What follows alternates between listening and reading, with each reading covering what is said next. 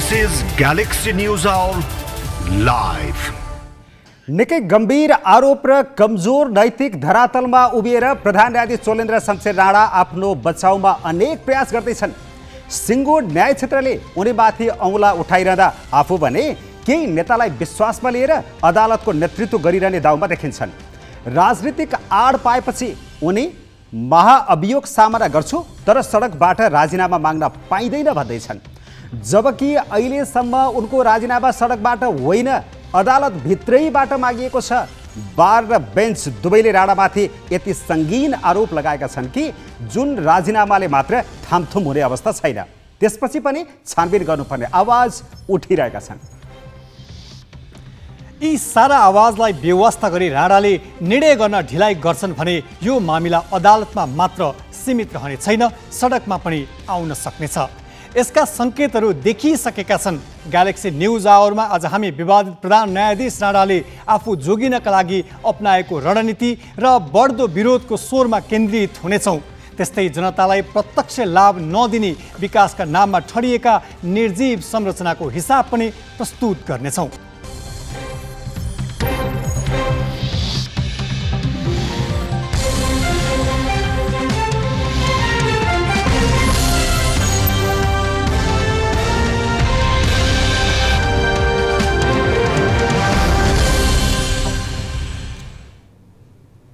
नमस्कार, यो हो ग्यालेक्सी न्युज आवर। सही सूचना र प्रश्न विश्लेषण सहित उपस्थित भएका छौँ। अब हेडलाइन्स।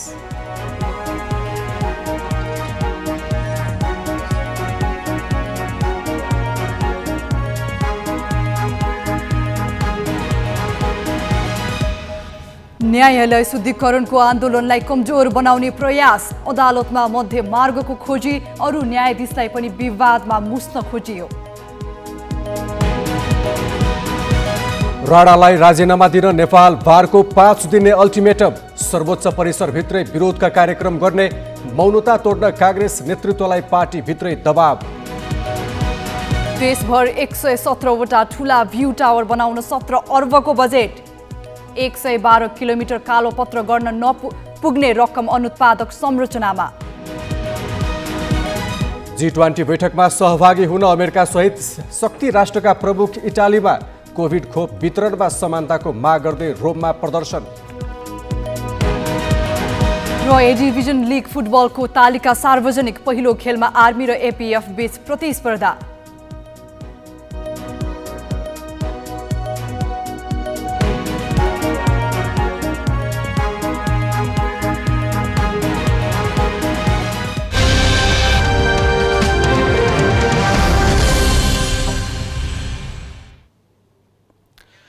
पदमा बस्ने नैतिकता गुमाइसकेको आरोप लागेका प्रधान न्यायाधीश चोलेन्द्र शमशेर राणालाई जोगाउन न्यायाधीश र कानुन व्यवसायी बीच विभाजन ल्याउने प्रयास सुरु भएको छ।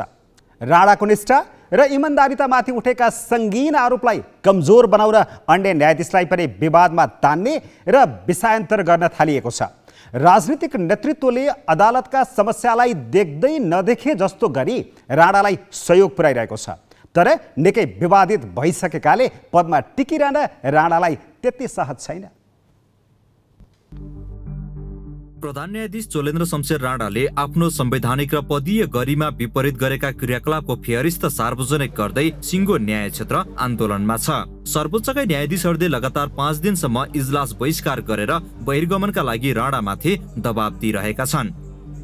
प्रधान न्यायाधीश राणाको भूमिकामाथि प्रश्न उठाउँदै न्यायाधीशले इजलास बहिष्कार गर्दा र कानुन व्यवसायीले आन्दोलन गर्दा बन्दी प्रत्यक्षीकरण लगायतका मुद्दाको समेत सुनवाई प्रभावित भएको छ। नेपाल बार एसोसिएसन पनि आन्दोलनमै छ। तर राणा उच्च राजनीतिक नेतृत्वलाई हातमा लिएर जोगिने दाउमा देखिन्छन्। सिङ्गो न्यायालय नै ऐतिहासिक सङ्कटको डिलमा रहेका बेला यसको पुरै व्यवस्था गरी प्रधानमन्त्री शेरबहादुर देउबा साताव्यापी विदेश भ्रमणमा लागेका छन्। प्रमुख प्रतिपक्षी एमाले राणालाई जोगाउन अरू न्यायाधीशलाई समेत विवादमा तान्न खोजेको छ। न्यायिक नेतृत्वको निष्ठा र नैतिकतामा उठेका प्रश्नलाई कमजोर बनाउन उसले संसद विघटन उल्टाएर परमादेश जारी गर्ने सबै न्यायाधीशलाई बाँकी नराख्ने चेतावनी दिएको छ। अहिलेका आरोपबाट राणालाई चोख्याउने र अरूसँग बदला लिने नियत यसमा झल्किन्छ। राजनीतिक आड पाएपछि राणा उल्टै महाभियोग लगाउन खुल्ला चुनौती दिँदै हिँडेका छन्। र अदालतलाई थप बन्धक र विवादित बनाइरहेका छन्। अरू सबैले राजीनामा मागिराखेका छन्, किन राजीनामा मागे भन्ने कुरा प्रधान न्यायाधीशले त्यतातिर सोच्नु भएन। त्यसो हुँदाखेरि यो परिस्थिति चाहिँ विकटतिर जाला, जटिलतिर जाला भन्ने चाहिँ मैले सोच्दैछु, देख्दैछु।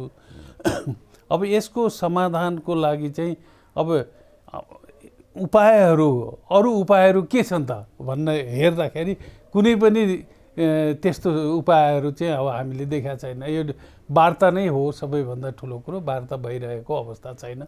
यो के भने प्रमुख भएको नाताले प्रधान न्यायाधीशले नै यसलाई पहल गर्नु पर्थ्यो, तर उहाँको पहल कदमीहरू पनि देखिएको छैन। न्यायालयका तर्फबाट पूर्व प्रधानमन्त्री केपी शर्मा ओलीसँग संवैधानिक आयोगमा र हालका प्रधानमन्त्री देउबासँग मन्त्री परिषदमा भाग माग्ने र लिने चोलेन्द्र शमशेर राणा हुन्। अहिलेको विवादको सुरुवात राणाबाटै भएको हो र न्यायिक विशृङ्खलताका धेरै घटना प्रत्यक्षतः उनीसँगै जोडिएका छन्। यतिखेर राणासँगै तानिन सक्ने अरू कोही छन् भने ती प्रधानमन्त्री देउबा र एमाले अध्यक्ष ओली हुन्, जसले अदालतसँग तालमेल मिलाएर सत्ता स्वार्थ पूरा गरे। बार एसोसिएसनमा पनि तिनै नेताको छाया परेकाले आन्दोलनको निर्णय गर्न उसले ढिलाइ गर्यो। अति भएपछि अदालत भित्रैबाट न्यायाधीशहरूको असन्तोष इजलास बहिष्कारका रूपमा विस्फोट भयो अनि मात्र बार तात्यो। वरिष्ठ अधिवक्ताहरू समेत अघि सरेर बार नबोले हामी बोल्छौं भन्नु पर्यो। राणाले न्यायाधीशकै बीचमा विभाजन ल्याउन मध्यमार्ग खोज्ने नाममा न्यायाधीश हरिकृष्ण कार्की समितिको प्रतिवेदनलाई हतियार बनाउन खोजेका छन्। न्यायाधीश भन्ने पद कुनै व्यक्ति विशेषको अधिकारको पद मात्र होइन। प्रधान न्यायाधीश भन्ने पद राष्ट्रको पद हो। त्यसमा सबैको आस्था जोडिएको छ। आम पब्लिकको आस्था जोडिएको छ, कानुन व्यवसायीको आस्था जोडिएको छ, संविधानको आस्था छ, कानुनको आस्था छ। त्यसले गर्दाखेरि यस्तो पदमा बसेको व्यक्तिले अलिकति गम्भीरतापूर्वक सोचेर परिस्थितिको मूल्याङ्कन गरेर आफूलाई सोही अनुसार एउटा निकासको परिस्थिति सिर्जना गर्नुपर्ने भन्ने मलाई लाग्छ। यसमा केही न्यायाधीश नरम देखिने राणाको बुझाइ हुन सक्छ, तर परिस्थिति उनको नियन्त्रणबाट धेरै टाढा पुगिसकेको छ। सत्ताको वरिपरि भएका र न्यायिक नेतृत्वबाट कुनै न कुनै प्रकारले लाभ पाएकाहरू मौन बस्न या राणालाई अभयदान दिन उद्यत भए पनि अब यसले आन्दोलनको रूप लिइसकेको छ। कुनै पनि नाममा यसलाई तुहाउन वा सौदामा लगेर बिसाउन कठिन छ। क्यामेरामा साधुराम लामिछानेका साथ बासु खड्का, ग्यालेक्सी फोके, काठमाडौँ। प्रधान न्यायाधीशले आफूमाथि महाअभियोग लगाउन चुनौती दिइरहेका छन्। महाअभियोग लगाउने अधिकार संसदसँग मात्र छ, तर एकातिर संसद अन्त्य गरिएको छ भने अर्कोतिर चाहे सत्तारूढ होस् चाहे विपक्षी दलका नेता, उनीहरूले न्यायालयभित्र केही नभए जस्तो गरिरहेका छन्।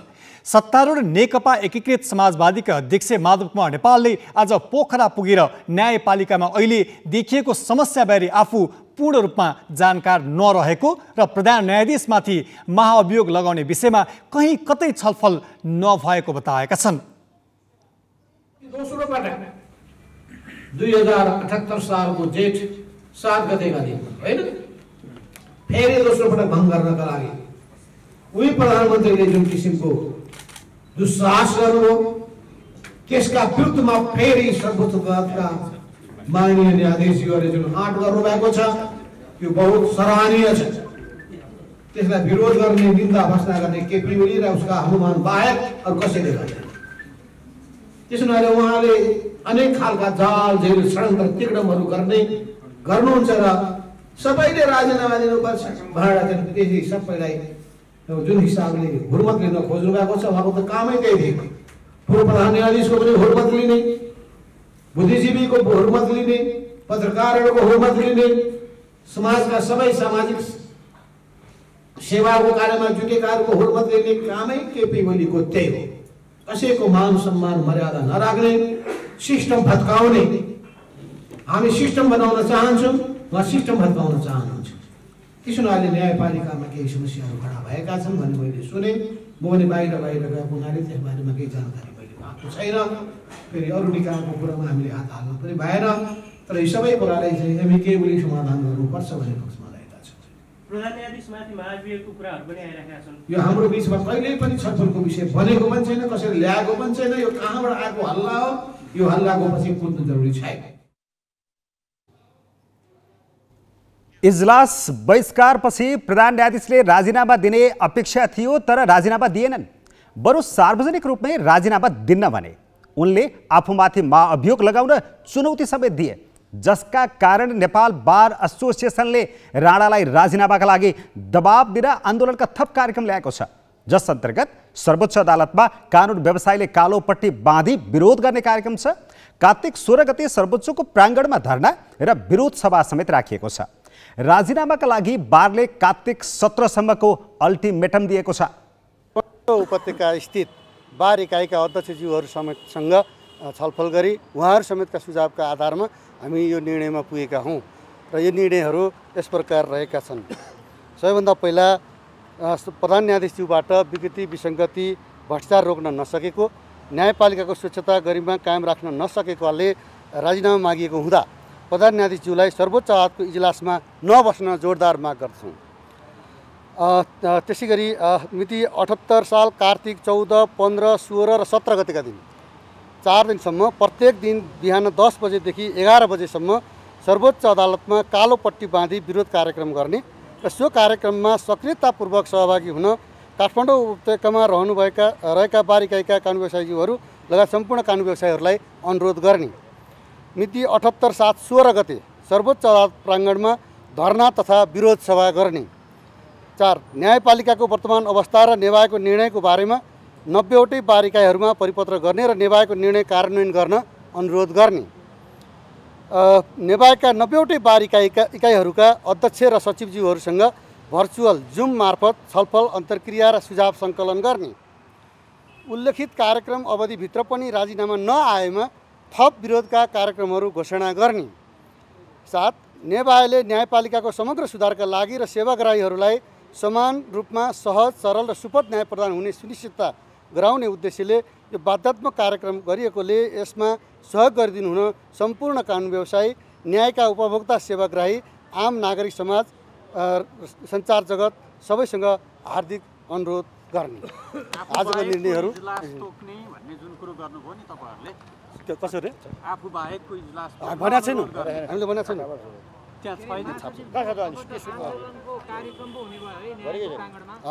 हेर्नुहोस्, यो नौलो होइन।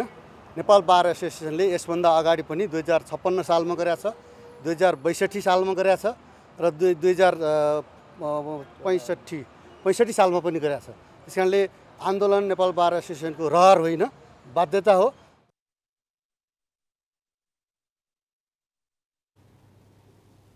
प्रधान न्यायाधीश राणाले आफू संवैधानिक बाटोबाट नियुक्त भएकाले कसैको दबावमा नहट्ने बताउँदै आएका छन्। अहिले न्यायालयमै भइरहेको आन्दोलनलाई उनले गैर संवैधानिक पनि भनेका छन्।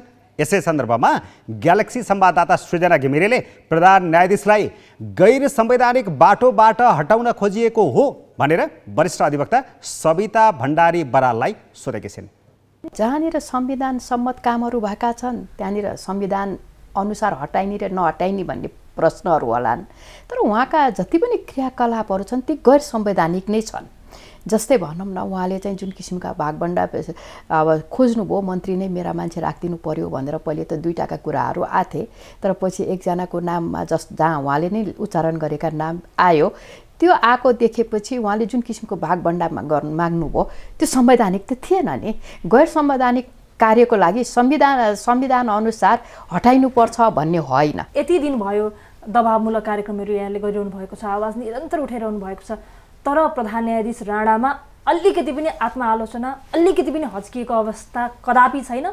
बरु एउटा कन्फिडेन्ट के बिल्डअप हुँदैछ भने म कुनै पनि हालतमा बाहिरी दबावले राजीनामा दिन संवैधानिक प्रक्रियाबाट आएको हुँ, संसदले महाअभियोग लगाउँछ भने मात्र म छोड्न तयार छु भनेर भनिरहनु भएको छ। यस्तो अवस्थामा के अब हामी कहाँ भने राजनीतिक सबै ठाउँमा हाबी भयो होइन, त्यसले गर्दाखेरि तपाईँहरूले एउटा राजनीतिक दल उहाँको पछाडि छ होइन, त्यो राजनीतिक दलको दम्बका आधारबाट उहाँले दम्ब गरिराख्नु भएको छ। त्यो राजनीतिक दल कुन यहाँले देख्नुभयो? मैले देखेको अहिले तपाईँले हेरिहाल्नु भने केपी ओलीले भनिराख्नु भएको छ, प्रधान न्यायाधीश मात्र होइन अरू 4जनालाई पनि चाहिँ महाभियोग लगाउनु पर्छ भनेर। अब सरकारमा भागभण्डा खोज्ने प्रधान न्यायाधीश अनि अरू 4 जनाले चाहिँ संसद विघटनका र संसद पुनर्स्थापनाका मुद्दामा 4 जना हुनुभयो भनेर अनि उहाँहरूलाई मुद्दा लगाए पनि चाहिँ महाभियोग लगाउनुपर्छ भनेर जुन किसिमको आड आएको अवस्थाहरू छ र जुन किसिमका प्रधान न्यायाधीश चोलेन्द्रका बोली छन् ओली उहाँका बोलीहरूमा कुनै पनि फरक छैन, भिन्नता छैन। तर संसदको अङ्कगणितमा त एमालेसँग भन्दा पनि सत्ताधारी दलहरूसँगै बहुमत छ नि त, उनीहरूले चाहे त गर्न सक्छन्। केपी शर्मा ओली त प्रतिपक्षमा रहनुभयो, यहाँ त अन्य दलहरू पनि मौन जस्तै छन्। अब अरू दलहरूले के गर्छन् र के गर्दैनन् भन्ने हाम्रो सरोकारको विषय होइन, तर हामी कानुन व्यवसायीको चाहिँ सरोकार र सम्बन्ध भनेको न्यायपालिकासँग हो र न्यायपालिकामा यदि कुनै किसिमका त्यस्ता विकृतिहरू हुन्छन्, कुनै त्यस्ता किसिमका अनियमितता हुन्छन्, त्यस्ता कुनै गैर संवैधानिक कार्यहरू हुन्छ भने त्यसको विरोध नेपाल बारले गर्छ अथवा हामी कानुन व्यवसायीले गर्छौँ नै। उहाँले राजीनामा पनि दिनु भएन, दलहरूले पनि महाभियोग लगाएनन् अथवा उनीहरू पनि अगाडि बढेनन् भने के हुन्छ त त्यसो? अब यो वास्तवमा भन्यो भने अब नेपाल बार पछि हट्दैन, किनभने उसले आज नै तपाईँहरूले हेरिहाल्नुभयो। अब उसले 17 गतेसम्म चाहिँ राजीनामा आएन भनेर 17 गतेसम्मको लागि नेपाल बारले आफ्ना विरोधका कार्यक्रमहरू अघि सारिसकेको अवस्थाहरू छ हैन। त्यसै गरिकन उहाँकै सहकर्मी न्यायाधीशहरूले पनि बेन्च बहिष्कार गरिराख्नु भएको अवस्थाहरू छ भनेपछि अब उहाँले चाहिँ न्यायपालिकालाई नै एउटा बन्दी बनाएर अनिर्णयको बन्दी बनाएर राख्नुहुन्छ भने यसले कति समय लिन्छ थाहा छैन।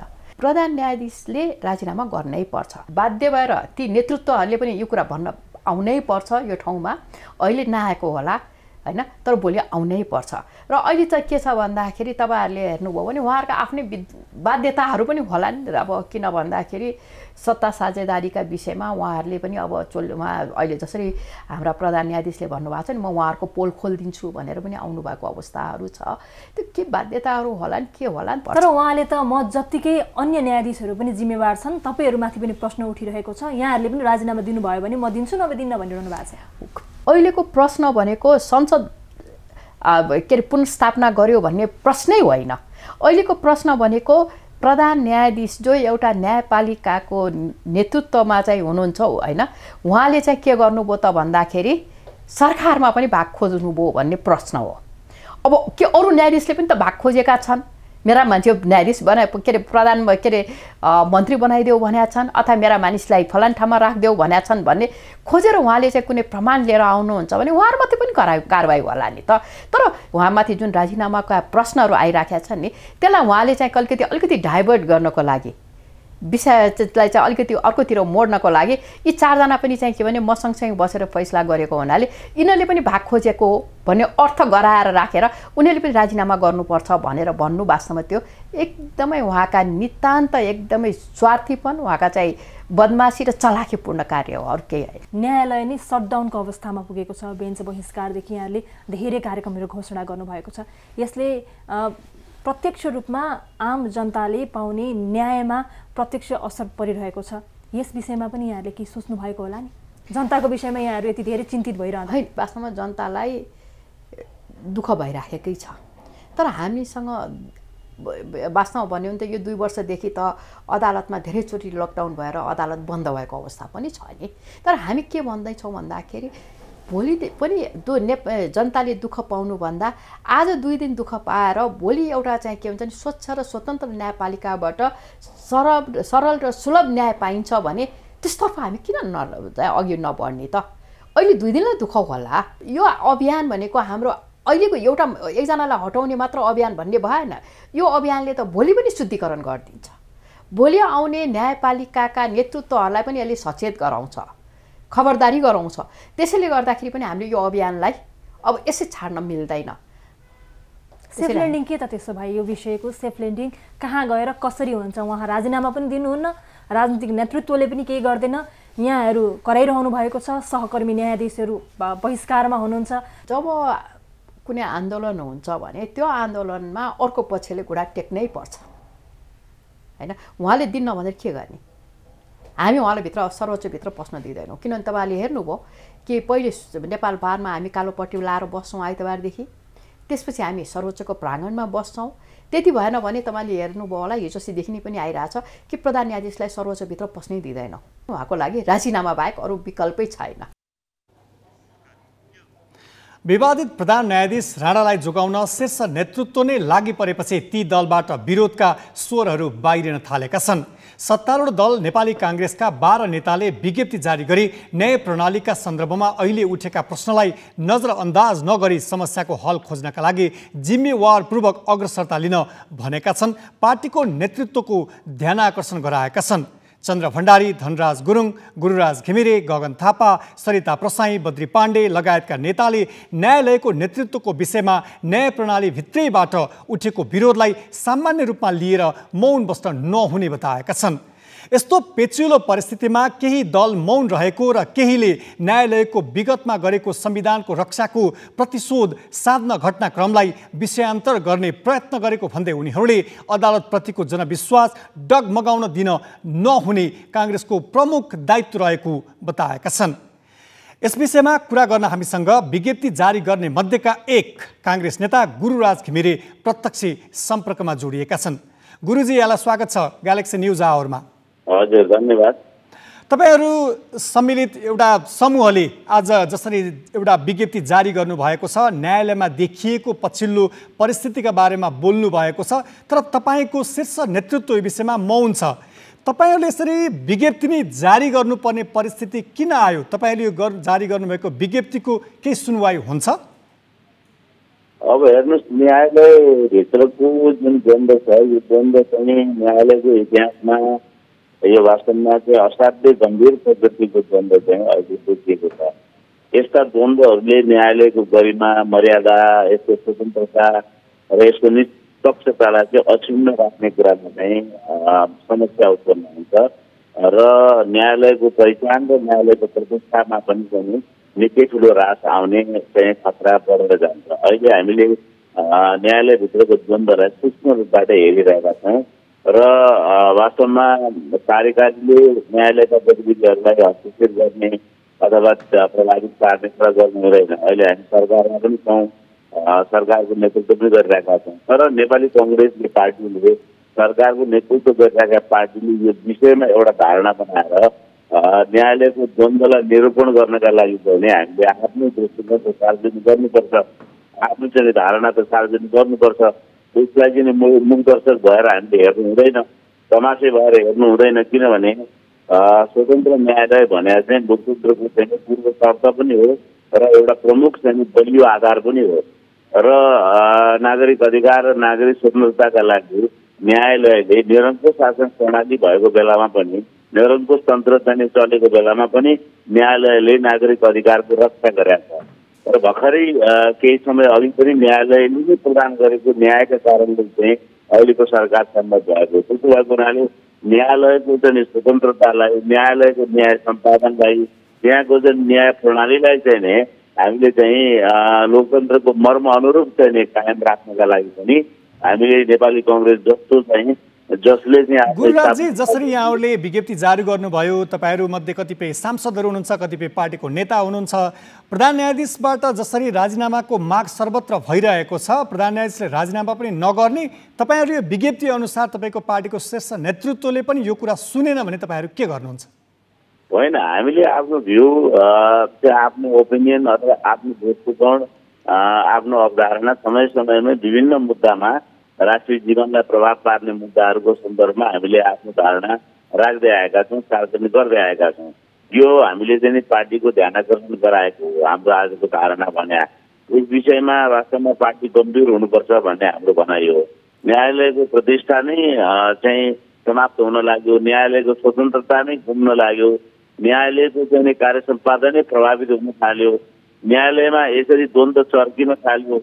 यसरी यति ठुलो सङ्ख्यामा न्यायाधीशहरूले प्रधान न्यायाधीशका प्रति असहमति जाहेर गरिसकेपछि, प्रधान न्यायाधीशको चाहिँ कार्य सम्पादनमा प्रश्न उठाइसकेपछि, प्रधान न्यायाधीशको नेतृत्वमा प्रश्न उठाइसकेपछि त यसलाई हामीले गम्भीरतापूर्वक लिनु पर्यो नि। हामीले तमासे हुनु भएन नि, मुखदर्शक हुनु भएन नि। हाम्रो भनाइ त्यही हो। किनभने यो विषयलाई हामीले पनि अगाडि सारेनौँ, राखेनौँ, हाम्रो धारणा चाहिँ सार्वजनिक गरेनौँ भने त नेपाली कङ्ग्रेस त सम्पूर्ण रूपबाट तमासे हुने भयो। यो तमासे भएर बस्ने बेला होइन। अरू राजनीतिक पार्टीले के गर्छन्, हामीलाई सरकारको कुरा भएन। अरू राजनीतिक पार्टीहरू चाहिँ अदालतको स्वतन्त्रता र निष्पक्षताका लागि त्यति गम्भीर छैनन् जति गम्भीर हामी छौँ। हाम्रो स्थापना कालदेखि नै अघि म भन्दै थिएँ अदालतको स्वायत्तता र चाहिँ पवित्रताका लागि हामी लडाइँ लड्दै आएका हौँ, सङ्घर्ष गर्दै आएका हौँ।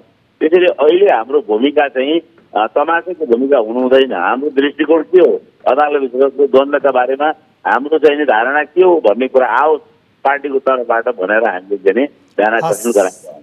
हस्, धन्यवाद। उहाँ हुनुहुन्थ्यो नेपाली काङ्ग्रेसका नेता गुरुराज घिमिरे। न्यायालयका व्यथिति र त्यसमा प्रधान न्यायाधीशको भूमिकालाई लिएर आन्दोलित न्याय क्षेत्र यससँगै मत्थर हुने देखिँदैन। अदालतभित्रको असन्तुष्टि जसरी विस्फोट भएको छ, अब राजनीतिक नेतृत्वलाई हातमा लिएर मात्र थामथुम हुने पनि छैन।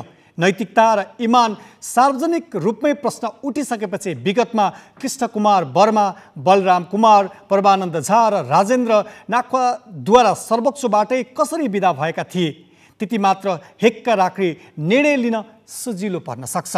यो प्रसङ्ग अहिलेलाई यति नै। अब ब्रेकपछि गरिबलाई गिज्याउने 117वटा स्तम्भको चर्चा गर्नेछौँ। अब केही न्युज संक्षेपमा। प्रधानमन्त्री शेरबहादुर देउबा जलवायु परिवर्तन सम्बन्धी संयुक्त राष्ट्रसङ्घीय सम्मेलनमा भाग लिन बेलायत प्रस्थान गरेका छन्। प्रधानमन्त्री देउबा वन तथा वातावरण मन्त्री राम सहाय प्रसाद यादव र 6 जना सचिव सहित 20 सदस्यीय टोलीको नेतृत्व गर्दै आज बेलायत गएका हुन्। असार 29मा प्रधानमन्त्रीको जिम्मेवारी सम्हाले यता देउबाको यो पहिलो विदेश भ्रमण हो। सम्मेलन कार्तिक 15 र 16 गते स्कटल्यान्डको ग्लासगोमा हुने तालिका छ। देउबाले उद्घाटन समारोहमा सम्बोधन गर्नेछन्। त्यही दिन उनी बेलायती प्रधानमन्त्री बोरिस जोन्सनले सहभागी राष्ट्र र सरकार प्रमुखको सम्मानमा आयोजना गर्ने स्वागत समारोहमा सहभागी हुनेछन्। उनले त्यहाँ विभिन्न राष्ट्रका प्रमुख र अन्य विशिष्ट व्यक्तिसँग द्विपक्षीय भेटवार्ता गर्ने तालिका रहेको परराष्ट्र मन्त्रालयले जनाएको छ। सम्मेलन अघि भोलि उनले नेपालका लागि सर्वदलीय संसदीय समूह र बेलायत नेपाल व्यापार तथा लगानी मञ्चले लन्डनमा गर्ने कार्यक्रमलाई सम्बोधन गर्नेछन्। संघीय संसदका दुवै सदनको चालू अधिवेशन आज राति 12 बजेदेखि अन्त्य भएको छ। मन्त्री परिषदको कार्तिक 11 को सिफारिसमा राष्ट्रपति विद्यादेवी भण्डारीले संविधानको धारा 93 को उपधारा 2 बमोजिम शुक्रबार राति 12 बजेदेखि संसदका दुवै सदनको अधिवेशन अन्त्य गरेकी हुन्। यो सँगै संघीय संसदका महासचिव भरतराज गौतमले विज्ञप्ति जारी गर्दै कार्तिक 29 गतेका लागि बोलाइएको प्रतिनिधि सभा बैठक पनि अन्त्य भएको जानकारी दिएका छन्। नेकपा एमाले 10औं राष्ट्रिय महाधिवेशनमा 1979 प्रतिनिधिले भाग लिने भएका छन्। ललितपुरको च्यासल स्थित तुलसीलाल स्मृति प्रतिष्ठानमा आज बसेको केन्द्रीय कमिटीको बैठकले महाधिवेशनमा सहभागी हुने प्रतिनिधिको सङ्ख्याबारे निर्णय गरेको हो। स्थायी कमिटीको बिहिबारको बैठकले 1536 प्रतिनिधिले भाग लिने निर्णय गरेको थियो। तर यो सङ्ख्या कम भएको भन्दै केन्द्रीय सदस्यले भूगोलबाट प्रतिनिधित्व बढाउनुपर्ने माग गरेपछि सङ्ख्या 450 बढाइएको हो। महाधिवेशन प्रतिनिधि कार्तिक 27 गते निर्वाचन मार्फत चयन गरिनेछन्। बैठकमा पार्टी अध्यक्ष केपी शर्मा ओलीले वडा र स्थानीय तहको अधिवेशनबाट पार्टी एक ढिक्का भएको सन्देश गएकाले महाधिवेशन पनि विवाद रहित रूपमा गर्नुपर्ने बताएका थिए। बैठकपछि प्रवक्ता प्रदीप गेवालीले पनि सकेसम्म सहमतिबाटै नेतृत्व छान्ने प्रयास गर्ने बताए।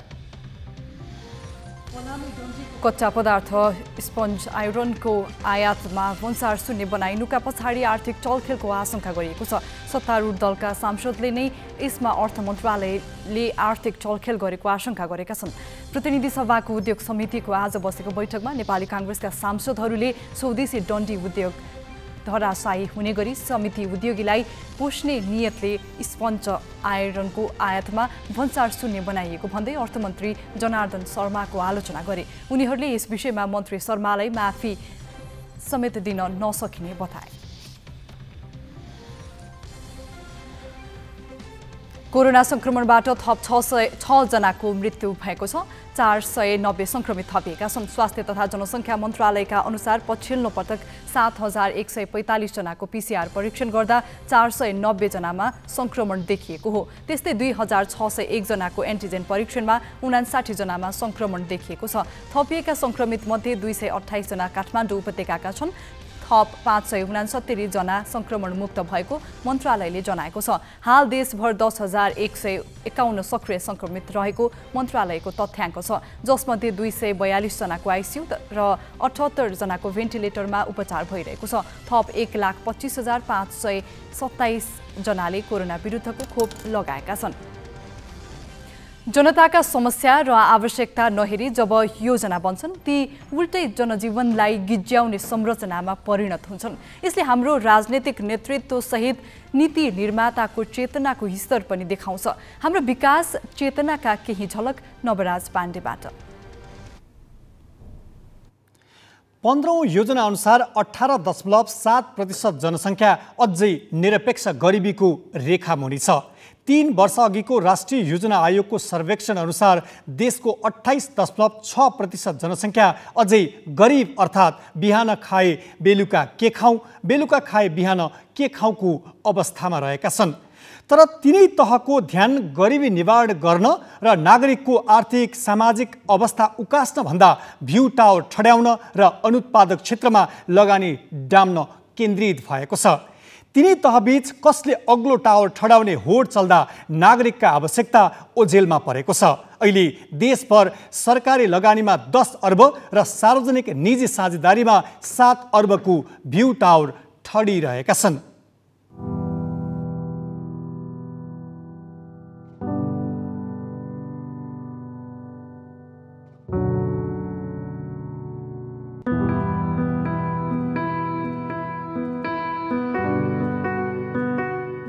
दुई 2071 भदौ 16 गते रोल्पा कोर्चाबाङकी 19 वर्षीय सबिना घरतीले आत्महत्याको बाटो रोजिन्। 35 दिनकी सुत्केरीले पोसिलो त परे जाओस् घरमा चुलै बाल्ने अवस्था नभएपछि मृत्युको बाटो रोजेकी थिइन्। कोर्चाबाङ लगायत समग्र रोल्पाको सामाजिक आर्थिक विकासको अवस्था अहिले पनि टिट लाग्दो नै छ, तर त्यसमा सुधारका लागि कसैको ध्यान छैन। बरु त्यही ठाउँमा भ्यू टावरकै लागि 7 करोड रकम खन्याइएको छ। रोल्पा नगरपालिकाको चुच्चे डाँडामा 6 करोड लागतमा धमाधम 10 तले टावर ठडियाइँदैछ। जलजला क्षेत्रमा टावरले आकार लिइसकेको छ। त्रिवेणी गाउँपालिकामा 25 लाखकै टावर बनाएर समृद्धिको सपना बुनिँदैछ। 15औं योजना अनुसार 18.7% जनसङ्ख्या अझै गरिबीको रेखामुनि छ। देशको 28.6% जनसङ्ख्या बिहान खाए बेलुका के खाउँ, बेलुका खाए बिहान के खाउँको छटपटाहटमा छ। उनीहरूको अवस्था उकास्ने कार्यक्रमको साटो तिनै तहको सरकारको ध्यान अनुत्पादक क्षेत्रमा केन्द्रित देखिन्छ। चालु आर्थिक वर्षको पहिलो चौमाससम्म तिनै तहका सरकारले भ्यू टावरका नाममा मात्रै 17 अर्ब रुपैयाँ विनियोजन गरेका छन्। अग्ला डाँडामा कसले ठुलो टावर ठडियाउने भन्ने प्रतिस्पर्धा नै चलेको छ। सङ्घ प्रदेश र स्थानीय तहको लगानीमा देशभर 117 वटा टावर ठडिरहेका छन्। सिमेन्टका यी संरचनाले तिनै ठाउँको गरिबी, अभाव र आर्थिक सामाजिक दुरवस्थालाई नराम्ररी गिज्याइरहेका छन्। अब जथाभावी जसलाई जहाँ मन लाग्यो वडा पछि टावर वा डाँडा पछि टावर राखेर त त्यसको त कुनै उपादेयता त देखिँदैन हैन। तराईदेखि हिमालसम्म टावरै टावर गरेर चाहिँ हामी मन्दिरको देश भनेको चाहिँ टावरको देश बनाउनुको त उपादेयता त हुँदैन। त्यही यस्तो खालको अनुत्पादक खर्च नै हो।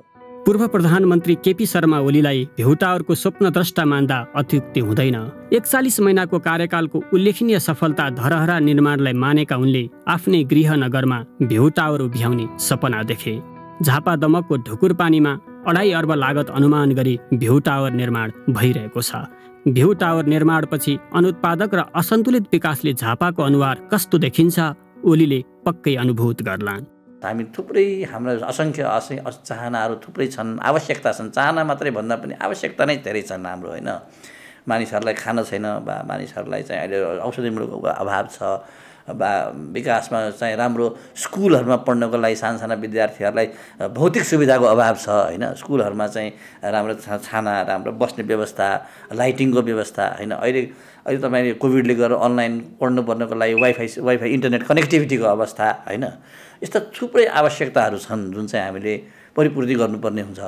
जुन लहरका रूपमा गर्ने विकासभन्दा आवश्यकतालाई सम्बोधन गर्ने विकासको हामीलाई आवश्यकता छ। अहिले देशैभरका डाँडा काँडा भ्यू टावरले ओगटेका छन् भन्दा फरक पर्दैन। केही समय अघिसम्म पर्यावरणीय दृष्टिले चित्ताकर्षक डाँडाहरू सडक निर्माणका नाममा डोजरले कोपरिरहेको देखिन्थ्यो। अहिले विकासको चित्र भ्यू टावर मार्फत बदल्न खोजिएको छ। यो सरासर भ्यू टावर आवश्यकै छैन। यहाँ हाम्रो डाँडाकाँडा भौगोलिक वातावरण यस्तो छ कि आफै भ्यू टावर छ।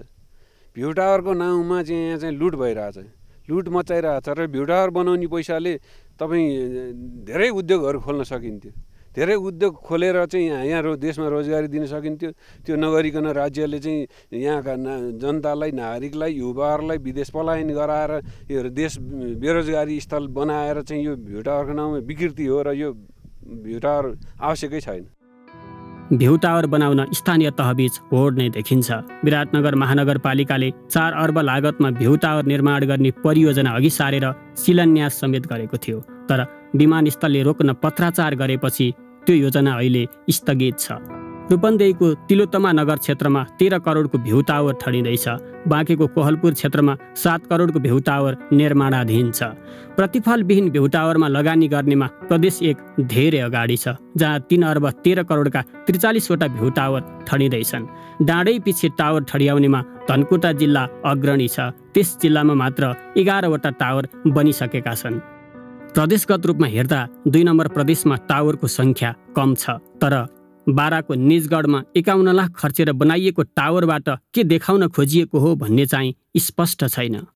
विकास र समृद्धिका नाममा यस्ता टावरहरू जति ठडियाए पनि यहाँबाट देखिने गरिबी, अभाव र बेरोजगार नै हो। क्यामेरामा साधुराम लामिछानेका साथ अक्षर काका, ग्यालेक्सी फोके, काठमाडौँ। नेपालको 15,000 किलोमिटर राष्ट्रिय राजमार्ग मध्ये 7,000 किलोमिटर मात्रै कालोपत्रे छ। प्रदेश र स्थानीय तहले बनाएको 1 लाख किलोमिटर डोजरे बाटा मध्ये 4,000 मात्रै कालोपत्रे छ। ठुला दुर्घटना यस्तै बाटामा भइरहेका छन्। पहाडी क्षेत्रमा 1 किलोमिटर बाटो कालोपत्रे गर्न करिब 8 करोड रुपैयाँ लाग्ने सडक विभागको आकलन छ। यही हिसाबलाई आधार मान्दा 212 किलोमिटर कच्ची सडक कालोपत्रे गर्न पुग्ने रकम अहिले भ्यू टावरका नाममा खर्च गरिँदैछ। अर्थात् अहिले भ्यू टावरका नाममा गरिएको अनुत्पादक खर्चले काठमाडौँदेखि पोखराको दूरीभन्दा लामो सडक कालोपत्री गर्न मिल्छ। यो रकम जलविद्युतमा लगाउने हो भने पनि भारतबाट आयात गर्नै पर्दैन।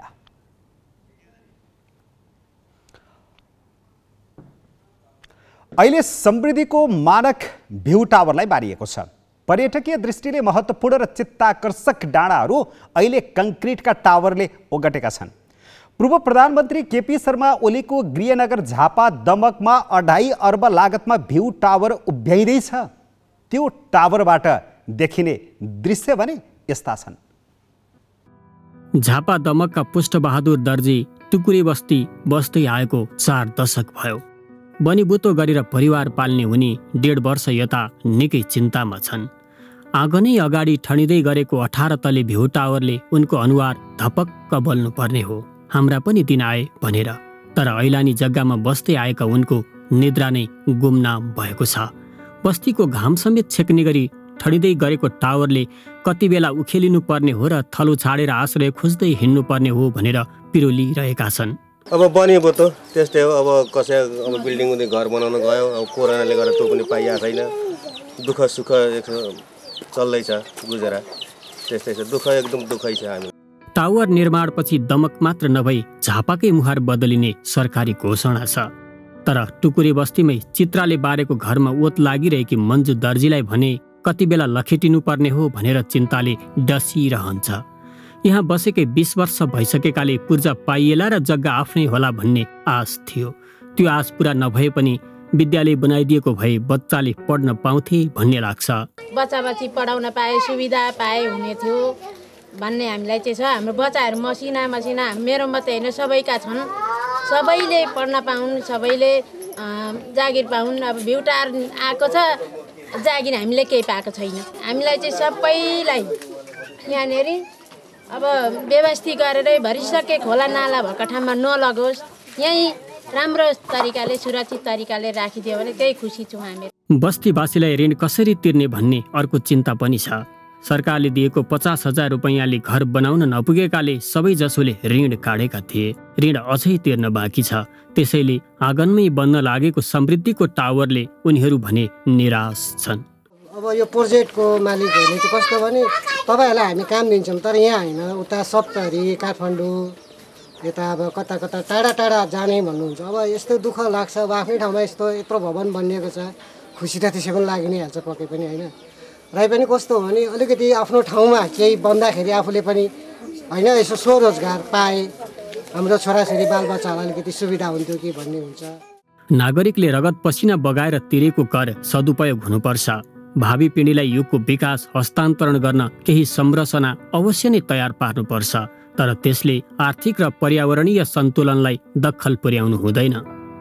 झापाबाट नारायण अरियालको सहयोगमा अक्षर काका, ग्यालेक्सी फोके, काठमाडौँ।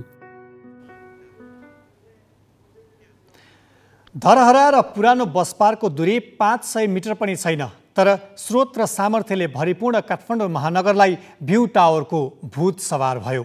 चल्तीको पुरानो बस पार्कको खुल्ला क्षेत्र मासेर सिमेन्टको संरचना उभ्याउने सपना देख्यो महानगरले। 2072 सालको भूकम्पमा परि भग्नावेश बनेपछि जसरी महाविनाशकारी भूकम्पले धरहरालाई पनि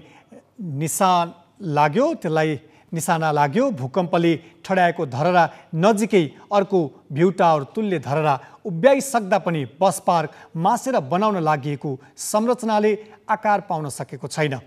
सार्वजनिक निजी साझेदारीमा निर्माण हुन लागेको भनिएको र 7 अर्ब लागत अनुमान गरिएको 29 तले काठमाडौँ भ्यू टावरको घिसिपिटीले त्यस क्षेत्रको स्थानीय जीवनलाई अझित त तुल्याएको छ नै, निर्माण सुरु भएको 7 वर्षपछि बल्ल 8औं तल्ला ढलान भइरहेको संरचनाले महानगरको विकासप्रतिको दृष्टिकोणलाई पनि उजागर गरेको छ।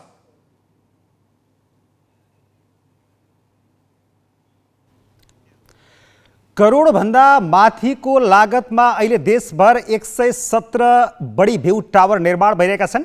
आर्थिक सामाजिक विकासका दृष्टिले भ्यू टावर बनाउनु कतिको जायज हो भनेर हाम्रा सहकर्मी अक्षर काकाले पूर्व महालेखा नियन्त्रक सुरेश प्रधानसँग सोधेका छन्। भ्यू टावर भनेको चाहिँ जुन हाम्रो सरकारको नीति योजना कार्यक्रम भन्दा पृथक रहेर जुन त्यसले प्राथमिकता तोकेको छ त्योभन्दा पृथक रहेर गरिएको खर्च मैले ठान्दछु। र भ्यू टावर अग्लो डाँडामा बनाउनु भनेको त डाँडा आफैबाट देखिहालिन्छ, त्यस्तो गर्नुपर्ने कुनै आवश्यकता चाहिँ छैन। त्यसले गर्दाखेरि भ्यू टावर भन्ने कुरा चाहिँ अब केही पर्यटकीय हिसाबले गर्ने केही सामान्य कुरा होला नि, तर जुन किसिमको बाढी किसिमले यो सबै तिनै तहको सरकारले गर्नु चाहिँ यो कुनै हालतमा छैन। यो सरकारको खर्च गर्ने तरिकाको चाहिँ एउटा विडम्बना मैले मानेको छु र वास्तवमा यो सही चाहिँ होइन यो हिसाबले गर्नुपर्ने भन्दाखेरि। भनेको यो अहिले यसरी कसरी चाहिँ खर्च गरिराखेका छन् एउटा हिसाबले यहाँले अब लामो समय यो विषयमा अध्ययन पनि गर्नुभयो अथवा चाहिँ वाचडगको रूपमा पनि यहाँले हेर्नुभयो, भनेको यो कसरी खर्च भइराखेको छ अहिले चाहिँ? अब खर्च भनेको कस्तो हो भने हाम्रो एकदम वास्तवमा भन्यो नेपालको वित्तीय व्यवस्थापन एकदमै सिस्टमेटिक के अरे छ, प्रणाली छ हाम्रोमा। जस्तै मध्यकालीन खर्च संरचना, त्यस पछाडि अहिलेको प्रोजेक्ट ब्याङ्क भन्ने छ, आयोजना ब्याङ्क स्थापना गरिएको छ। त्यस पछाडि हाम्रो आवधिक योजनामा तोकिएका कुराहरू गरिबी निवारण, यो महिला सम्बन्धी, जलवायु, यस्ता सबै कुरा प्राथमिकता तोकेर जसको चाहिँ स्कोर राम्रो हो त्यसलाई लिने भन्ने चाहिँ चलन छ। अब यो हाम्रो जुन प्रणाली छ त्यो प्रणालीको विपरीत गएर त्यो सम्भाव्य हाम्रो चाहिँ हरेक प्रोजेक्टहरूमा चाहिँ सम्भावित अध्ययन गर्नुपर्छ। त्यो गर्दाखेरि त्यसको चाहिँ आर्थिक समृद्धिमा, गरिबी निवारणमा, सामाजिक क्षेत्रहरूकोमा कति योगदान गर्छ भन्ने मूल्याङ्कन गरेर मात्रै गर्नुपर्ने हो। तर अहिले जुन तरिकाले यो बाढीको रूपमा नै यो सबै भ्यू टावर बनाउने जुन गरिएको छ यो वास्तवमा एकदम त्यो एडहक बेसिसमा तदर्थ रूपमा कुनै सिस्टमेटिक नगर्ने गरिएको जस्तो लाग्छ मलाई।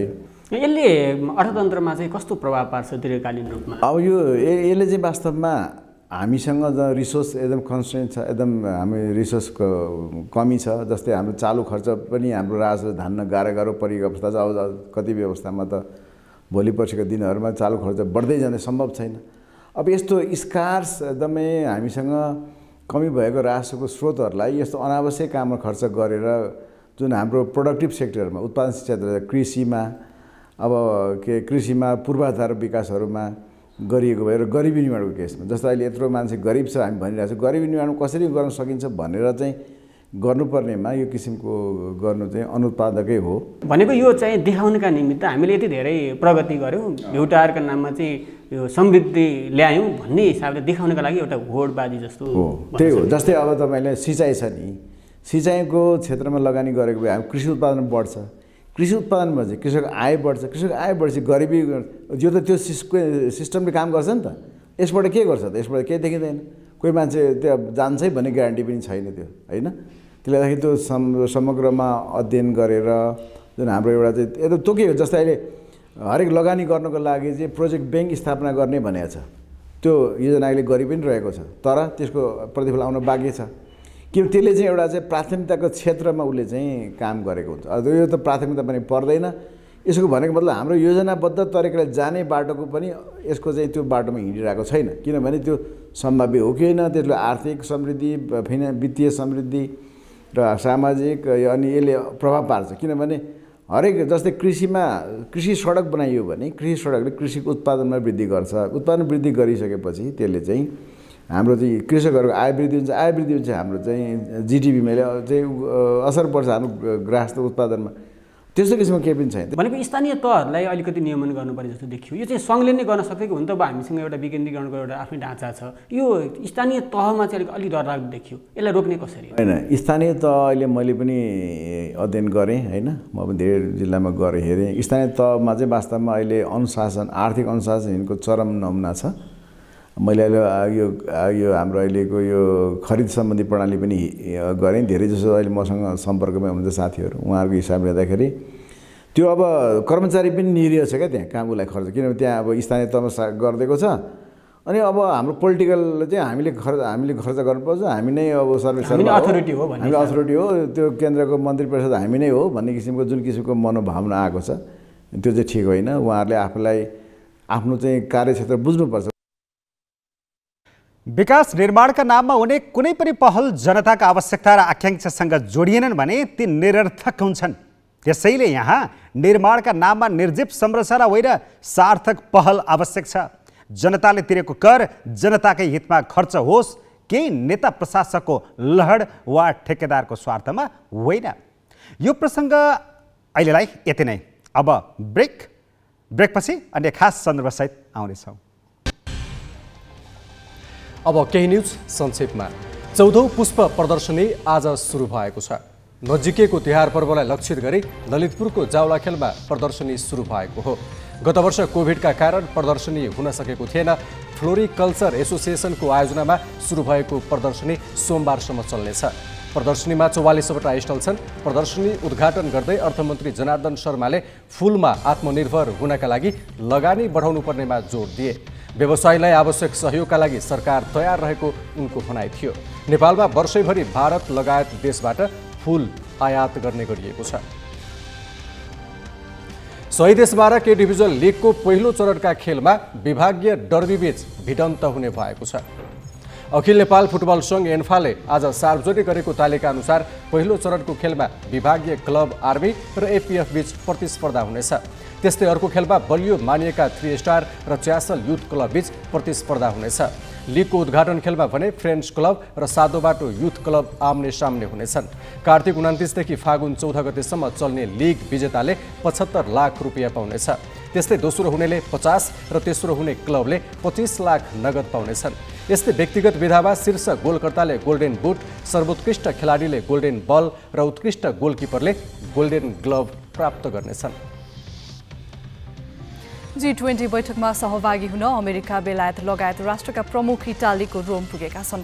बैठकमा जलवायु परिवर्तनलाई मुख्य मुद्दा बनाएर छलफल गर्ने तालिका छ। बैठक कोरोना विरुद्धको खोप वितरणमा समानता कायम गर्नुपर्ने विषयलाई मुख्य मुद्दा बनाउन माग गर्दै प्रदर्शन भइरहेका छन्। अक्सफाम, एमनेस्टी इन्टरनेसनल लगायत सङ्घ संस्था र सर्वसाधारणले कोभिड खोपको एकाधिकार अन्त्य गरी सबैको पहुँचमा पुर्याउनु पर्ने माग गरेका छन्। युरोपका 70% नागरिकले खोप लगाउँदा गरिब देशमा जम्मा 1.8%ले मात्र खोप पाउनु निकै दुःखको कुरा भएको प्रदर्शनकारीको भनाइ छ। इन्डोनेसियाका राष्ट्रपति जोको विडोडोले गरिब मुलुकलाई कोरोना विरुद्धको खोप उपलब्ध गराउन धनी मुलुकलाई आग्रह गरेका छन्। राष्ट्रपति विडोडोले बीबीसीसँगको विशेष अन्तर्वार्तामा कोरोना विरुद्धको लडाई एक्लै जित्न नसकिने बताएका छन्। सीमित देशहरूले मात्र धेरै खोप पाउने र गरिब देशले थोरैमा चित्त बुझाउनु पर्ने अवस्थाको अन्त्य हुनुपर्ने उनको भनाइ छ। विश्व जलवायु सम्मेलन G20 र COP26 सम्मेलनमा सहभागी हुन बेलायत जानु अघि राष्ट्रपति विडोडोले धनी मुलुक सङ्कट समाधानमा सहयोगी बन्नुपर्ने बताएका छन्। इन्डोनेसियामा दैनिक 50,000 कोरोना संक्रमित थपिरहेका छन्। निर्माण सकिनै लाग्दा सिराहा र धनुषा जोड्ने कमला नदीको पुल भत्कियो। असारमै भत्केका पुल तत्कालै पुनर्निर्माणको प्रतिबद्धता पनि आयो, तर अहिलेसम्म पुनर्निर्माणको काम नै सुरु भएको छैन। यो प्रसङ्ग निमेश भन्जाडेबाट। मधेसको लाइफलाइन मानिने हुलाकी सडक अन्तर्गत सिरा र धनुषा जोड्ने कमला नदीको पुल गत असारमा निर्माणको अन्तिम चरणमा आएर भत्कियो। पुल भत्किएपछि निर्माण कम्पनीले चाँडै पुनर्निर्माणको काम थाल्ने बताएको थियो, तर पुल भत्किएको 5 महिना हुन लाग्दा पनि पुनर्निर्माणको भने टुङ्गो छैन। कमला नदीमा पुल निर्माणको लागि 2068 जेठ 31 पप्पू कन्स्ट्रक्सनले 42 महिना भित्र सक्ने गरी ठेक्का पाएको थियो। पप्पूसँग 469 मिटर लम्बाइ र 9 मिटर चौडाइको यो पुल बनाउनको लागि 24 करोड 62 लाखमा ठेक्का सम्झौता भएको थियो, तर पटक पटक म्याद थप गराएर 7 वर्षसम्ममा पनि 30% मात्रै काम भएको छ। पुल निर्माणले गति नलिएपछि पत्रकार तथा लेखक राम रिजन यादव नेतृत्वको हुलाकी सडक सङ्घर्ष समितिले 2075 पुसमा पुल निर्माणको माग गर्दै अनिश्चितकालीन रिले अनसन थाल्यो। सङ्घर्ष समितिको आन्दोलनपछि दबावमा आएको हुलाकी राजमार्ग निर्देशनालय जनकपुर धामले पप्पूलाई हटाएर लुम्बिनी बिल्डर्सलाई 2078 असार 13 गते काम सक्ने गरी निर्माणको जिम्मा दियो। लुम्बिनी बिल्डर्सले पुलको निर्माण कार्य सम्पन्न गर्दै थियो। पुलको काम 99% सम्पन्न भइसकेका बेला कमला नदीमा आएको बाढीले असार 17 गते सिराहातर्फको स्ल्याब भत्कायो। पुल सञ्चालनमा आउनै लागेपछि उत्साही भएका यस भेगका जनताको खुसी छेडभरमै खोसियो। आशा लगौने पुल बनते कहिया कमला में, सब आशा लगौने रहे। पुल तो बनले, आ पाया धस गए, आरो एगो बीच में पाया चले वो धस गए, सबके सपना चूर भ गए। आ बड़ तकलीफ है। देखो गाड़ियों वाला सब जाए है पदका पलाई देने है, टूटते कखनी खसते कथी हेते, एक्सीडेंट हेते, ये बड़ समस्या है। हमरा सबके जैसे बड़ दिक्कत है। कमला में देखियो हर घड़ी हेल कर जाइ छी, दहाई छी। पुला जे है से चलबो नहीं केली, पुला जे है से गिर पड़ले, बड़ा समस्या भ रहा है। जे पुला के जोगाड़ जैसे जल्दी सिना जैसे करियो कनिया कति सब जे प्राविधिक टोलीको निष्कर्षको आधारमा पुल निर्माणको जिम्मा पाएको लुम्बिनी बिल्डर्सले पुलको पुनर्निर्माण गर्ने बताएको थियो, तर न अहिलेसम्म प्राविधिकहरूको प्रतिवेदन सार्वजनिक भएको छ, न काम नै अघि बढेको छ। कमला नदी भएर दिनहुँ हजारौं सवारी साधन आउजाउ गर्छन्, तर पुल नहुँदा सर्वसाधारण कष्टकर र जोखिमपूर्ण यात्रा गर्न बाध्य भएका छन्। हमारे के मतलब हजारों के हजार आदमी मतलब जितने कोई देते मतलब हरदम वही जगह रस्ते है जाए है। अब पुला नहीं बनला से बड़का बड़का कष्ट होते, मतलब आप बाढ़ अब मतलब एक सफा वही 500 पानी जाल होते आने जाल हो। पुलको पुनर्निर्माण सुरु नहुँदै कार्तिक 3 गते धनुषातर्फको स्ल्याब पनि भाँसिएको छ। पुल कामै नलाग्ने अवस्थामा पुगेको छ। हुलाकी राजमार्ग निर्देशनालय जनकपुर धामका प्रमुख कृष्ण कुमार महतो भने अनुसन्धान भइरहेको र अहिले केही भन्न नसकिने बताउँछन्। पछाडि चाहिँ 7 महिना 2 गते हो कि 3 गते फेरि पनि अर्को चाहिँ पिलरमा समस्या देखियो। त्यसले गर्दाखेरि अब अहिले त काम गर्ने वातावरण पनि निर्माण भएको छ। हामीले फेरि पनि पत्राचार गरेका छौँ।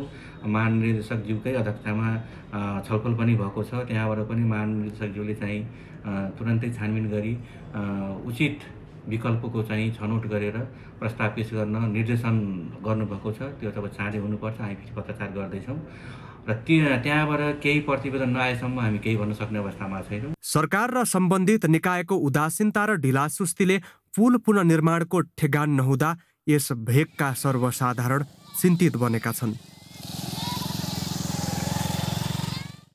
म यतिखेर कमला नदीमा छु।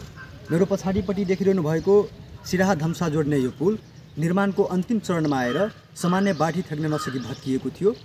पुल निर्माण सम्पन्न हुनै लाग्दा यहाँका जनता उत्साहित थिए, तर त्यो सपना बाढीले बगाएपछि यहाँका जनता निराश बनेका छन्। पुल भत्किएपछि निर्माण कम्पनीले फेरि पुलको पुनर्निर्माण गर्ने त बताए, तर कहिलेदेखि काम सुरु हुने हो अत्तो पत्तो छैन। Vinay Yadav, galaxy 4K, Siraha. हामी ग्यालेक्सी न्युज आवरको अन्तिममा छौँ। जाँदा जाँदै हेडलाइन्स।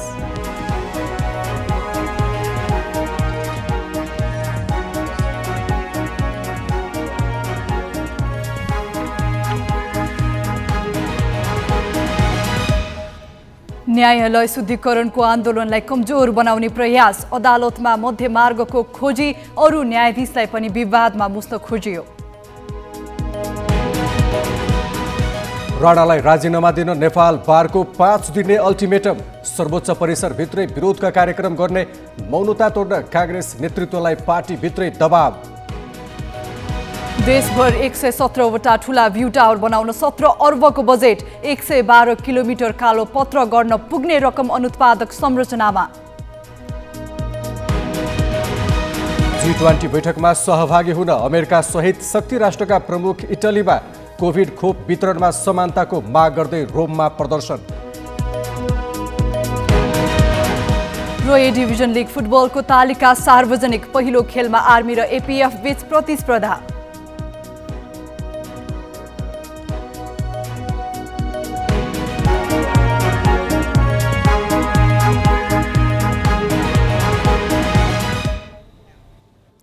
आजलाई ग्यालेक्सी न्युज आवर सकियो। नमस्ते।